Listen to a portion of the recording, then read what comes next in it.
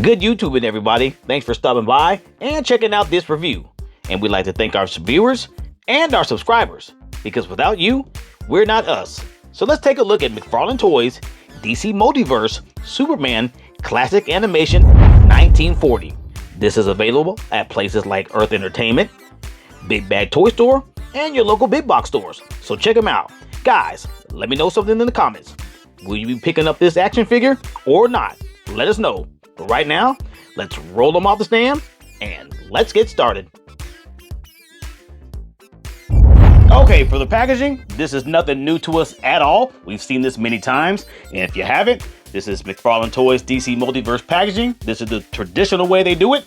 You see the action figure and all the accessories inside the bubble, and behind it, you'll have the trading card and the action figure base. Up front, you'll see DC Multiverse Superman, and then on the side panels, you'll have an open window, and in the other side panel, you have Superman Classic Animation 1940, right? And if you flip it over to the back side, you'll see the trading card in a blown up fashion. That's what McFarlane Toys does. Blows up the trading card on the back. And that will do it for the outside of the packaging. And of course, inside of the packaging, you do see the Superman trading card and the action figure base. And as you know, I keep both in plastic. I never use the McFarlane stand, have no use for it.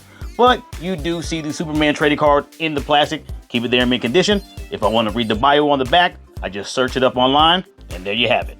And that'll do it. Okay, so let's go ahead and scale them up.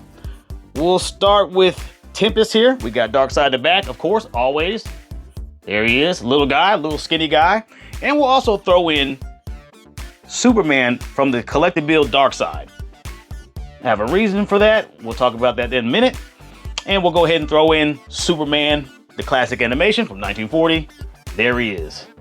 Okay, you see the comparisons there, looking pretty decent. If you look really closely at the two Supermans, you can see that they are the same buck, just different paint. We'll look at those closer as we check out the appearance. But looking at the scale, looks pretty decent. And there you have it. Okay.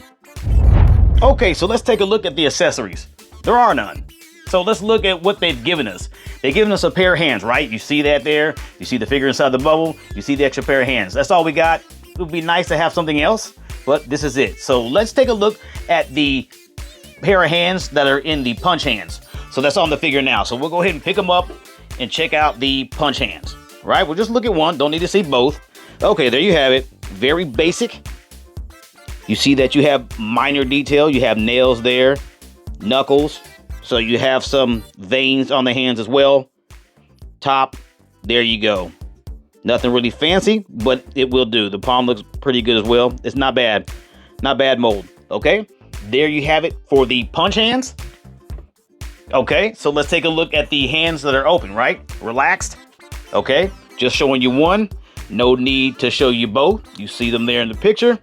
They fit nicely and they look good. So here it is. There you are. Open hand. You have not too bad. That's some detail on there. Palm, the fingers, nice detail.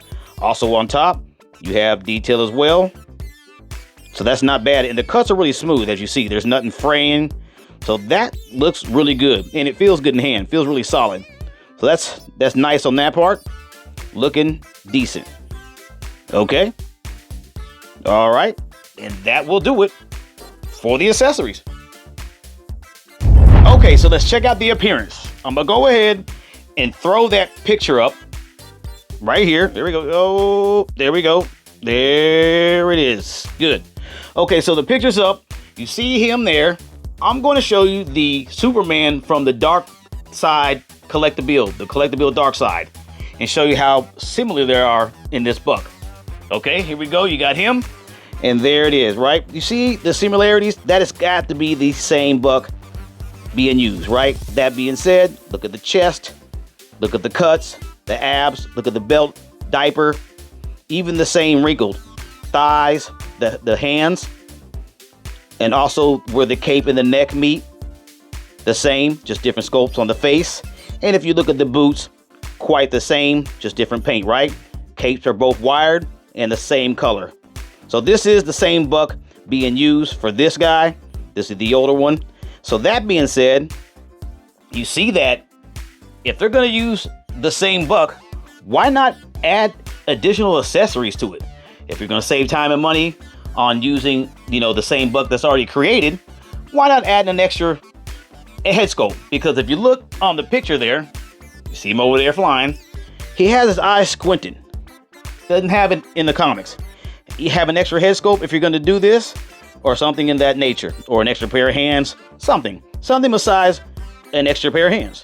So let's look at him closely. You see the face mold, black colored hair, of course, nice mold there, painted on. There you have it. The ears are sculpted very well, and if you're checking out the back of the head, that looks good. Okay, this squinting eyes, no pupils, and then your eyebrows, nose, facial structures, and lips and chin look proportioned, right? Straight jawline, that's Superman. So let's go where the cape is attached to the neck. That looks okay. I wouldn't say that it seems like it's flowing. Would this be more suit coming over his skin and not the skin coming over the suit? That's what I have a complaint about. I would like to see the suit come over the skin like it's wearing it instead of the neck coming over the suit. That would be a little bit better, more realistic to the figure. Yeah, okay. But above all, we do like the cape that is wired. This is more of a ribbon-like material, so that's really good. He's listening to us on getting rid of that PVC plastic cape. That's hard to do anything with. You really can't do nothing with it. Okay, so the emblem itself, you see it on the picture. You have red, yellow, and black. You can put gold or yellow, your choice. Okay, the belt on here is quite different. If you look at the picture, you can see that the belt buckle, as you would say, is yellow. So that whole belt is yellow. So going through the loops here on the belt, there is no yellow. It's red. Red all the way around, but you do have that correct with the yellow there in the diaper. That's fine. The arms are proportioned right. He was a in shape guy, but not very, very muscular in the 1940s. There you go. That looks very well. Let's check out the back. Okay, back muscles, all proportioned right. And then your diaper. You should have some yellow coming out by the loops, but we do not. We have a solid red, which is incorrect if you're looking at the comics. Okay, wrinkles in the pants, and well, the suit, the skin suit, I would say. You see the wrinkles there. And there are your boots, solid red plastic. And there's your feet, what I would call the shoes, right? And there's your peg system at the bottom. So very basic figure. Some things on the comics, he kind of messed up on. The little touches, like the yellow on the belt, you could do that. And the eyes should be open, not closed. And if you were going to do that, give us an extra head sculpt. But there you have it for the appearance. Okay, so let's step into it. The POA, the points of articulation. All right, we'll start with the cape first. That's articulation, right? So the cape, of course, you have your wiring there on ribbon-like material. Nice on that. We do love that. Let's get our lighting correct here. Let's get our backlighting going here. Got it. Okay, backlight. I wish I'd have this set up, huh, guys? But I don't. I'm always switching it around. Okay, so there we are. There you have the cape, ribbon-like material, wiring. That's the best thing you should do with capes. Should do nothing else. Should be none of that PVC hard plastic stuff should be gone away and dealt with. Shouldn't have it. Unless you have it on statues or something like that. That's cool, but action figures, wired cape. Okay, there we go. Let's go for the head movements. I'm sure that this is on a ball and socket. So let's go ahead and try to see if we can take it off. Yes, okay, so I'm looking, I don't need to take it off. It is on a ball and socket. The ball and socket is black. So ball and socket, you're gonna have a lot of range of motion. Of course, tilts down, side to side. So that's good there, just enough. I would say this would be better to have a latch. The reason why I say that, because when he's flying, his head needs to be tilted up, but we don't have that. But it's tilted up okay. But for him to look up and get ready to fly, I would rather a latch than a ball and socket. But the ball and socket gives you that great range of motion. So good there, good there. Okay, let's go to the arms. We know that the arms have these extra pieces that fit because the ball and socket, that the latch fits in, you're gonna have these extra pieces to cover the gaps, so you can do any kinds of motions to put it any ways, and that way you won't have any gap showing. So that's good too. So of course it rotates. It's on the latch system. There you have it. Very nice, very smooth. It's effortless to do it. So that's great. You see the cut on the bicep, so we know that's the bicep swivel there, right? All right, that's effortless as well. That's not something I have to heat up. So that's great. Okay. And then we go to the arms. You see the hinges. So this is going to be double jointed. Okay, right? Nice. And we know the hands are interchangeable. So those are on these ball joints, right? Peg system, ball joints. And the ball joints themselves, they have those latches that I'm not a fan of. So you have a mechanism that has a latch and like a pin. So that's how the hands move in and out like so. It's because of that pin system / latch. I don't know exactly what that's called, but I know I'm not a fan of it. Just give me a regular latch. There we go. Let's look at it closely and see that. Okay, so you do have a 2-piece system, and then the pin goes inside here, and that's what moves, lets it move. Not a fan of that. That breaks over time very easily. Better than a latch is always better, in my opinion. There you have it. But this is having that pin mechanism. Once that breaks, that's a wrap on the hands. Nothing. Okay, so rotation, we have it. So that's limitless right there. Okay, in the middle of the body, of course, you see that it rotates by the lower sternum area. That should be on a ball and socket, rotating very well. That's all you need. You wouldn't need anything more than that unless you're doing crazy posing. That's still good. And then on the bottom, below the belt, you do have rotations as well, right? There you go. Nice. Okay, the legs themselves, they're on click flies. You see the clicks here, and they click and they fly out, right? Also have a little bit of motion themselves, but not much play. Okay, let's go for the legs now. The legs, you see the double hinges. There you go. Go all the way in. There you have it. Double jointed. All right. That's the same on both sides. And then the feet are the feet here, not a fan of it either. It's that same mechanism I told you earlier. You're looking at that pin that goes through on each side. Well, not each side. Well, I think it goes on each side, but it ends.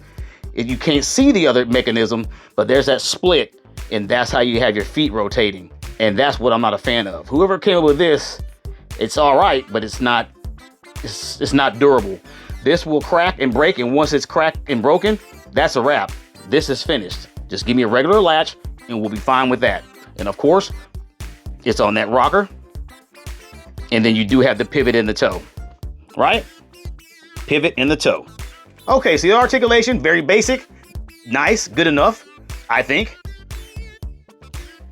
What do you guys think? All right, and that will do it for the articulation. Okay, for the pros and cons. My cons are, there's not enough accessories. You use the same buck. All you had to do was paint the figure. Why not give us an extra pair of hands or an extra head sculpt? That's my cons.